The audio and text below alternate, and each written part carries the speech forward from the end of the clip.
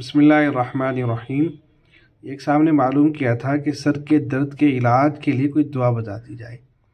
میرے سامنے ایک کتاب ہے حضرت امام نبوی رحمۃ اللہ علیہ کی کتاب الاذکار، اس کا صفحہ نمبر 137 ہے، اور یہاں ایک روایت نقل کی گئی ہے حضرت عبداللہ بن عباس رضی اللہ تعالیٰ عنہ سے۔ فرماتے ہیں ان رسول اللہ صلی اللہ علیہ وسلم کان یعلمہم من الاوجاع کلہا ومن الحمى ان یقول۔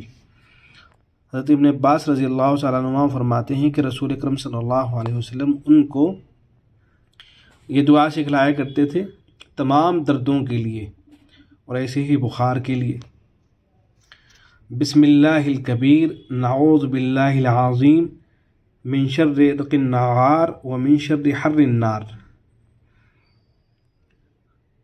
بسم اللہ الکبیر نعوذ باللہ العظیم من شر عرق النعار ومن شر حر النار۔ اس کا ترجمہ یہ ہو جائے گا کہ میں شروع کرتا ہوں اللہ کے نام سے جو بڑا ہے، اور اللہ کی پناہ میں آتا ہوں جو عظیم ہے۔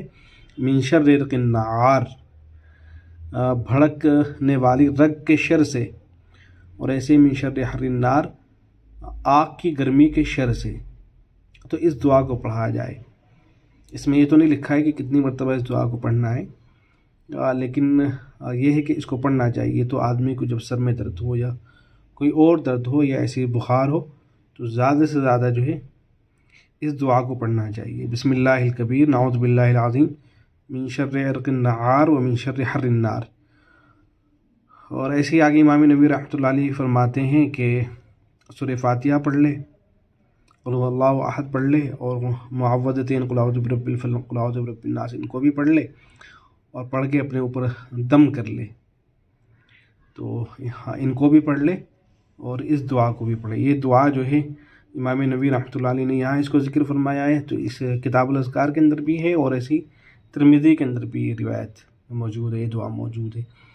زاد المعاد کے اندر بھی جو ہے علامہ ابن قیم رحمۃ اللہ علیہ نے اس کو ذکر فرمایا ہے۔ السلام علیکم ورحمۃ اللہ۔